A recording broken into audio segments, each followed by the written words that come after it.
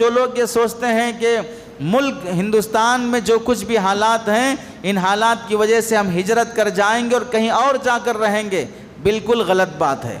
यहाँ पर जितने मदारिस इस मुल्क में हैं, जितने उलमा इस मुल्क में हैं, जितना अपने हुकूक़ की खातिर लड़ने की सहूलतें इस मुल्क में हैं, जितना पढ़कर आगे बढ़कर एजुकेशन के ज़रिए से सियासत में आने के चांसेस जितने इस मुल्क में हैं, किसी और जगह पर नहीं है।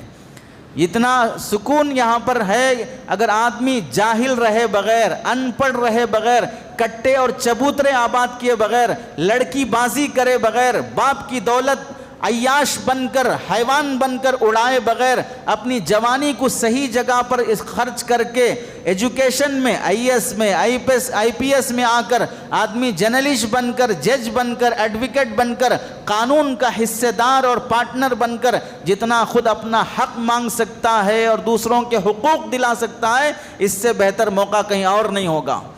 तू ही नादा चंद कनियों पे खिनात कर गया। हम ही बेवकूफ़ थे जो ये समझ कर नौकरियां छोड़ रहे थे, पढ़ाई छोड़ रहे थे कि पढ़ने के बाद नौकरी कहाँ मिलेगी, पढ़ने के बाद जॉब कहाँ मिलेगी। ये सोच कर 10 भी पास करने तैयार नहीं, डिग्री करने तैयार नहीं, LLB करने तैयार नहीं, कोई और बड़ी डिग्री हासिल करने तैयार नहीं। वजह क्या है? इसको भी ऑटो चलाना है, ठेला बंडी चलाना है, बाप की उसी दुकान पे जाके परचून की दुकान पे ही बैठना है, वही पान बीड़ा बेचना है। वही सोच कर आदमी पढ़ने की ताकत होने के बाद भी, माँ बाप मन्नत समाजत करने के बाद भी, कुली मजदूरी करके पढ़ ले बोल के हाथ पैर पढ़ने के बाद भी नौजवान पढ़ने के लिए तैयार नहीं हुआ।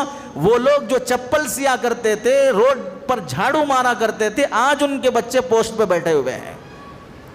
वजह है कि समझते हैं कि कोई भी मुल्क तरक्की तालीम के ज़रिए से करता है, ओहदे और सियासत पर आने से करता है, दौलत और हुक्मरानी ये सब चीज़ें होती हैं तो आदमी अपनी चला सकता है।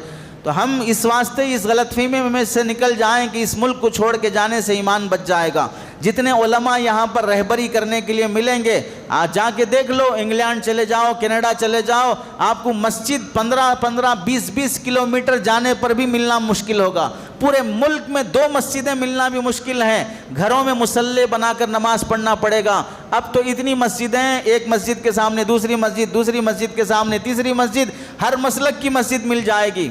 इसलिए रहने और अपनी जान की, ईमान की हिफाजत के लिए ये बेहतरीन मुल्क है जिसमें अल्लाह ने हमें पैदा फरमाया है।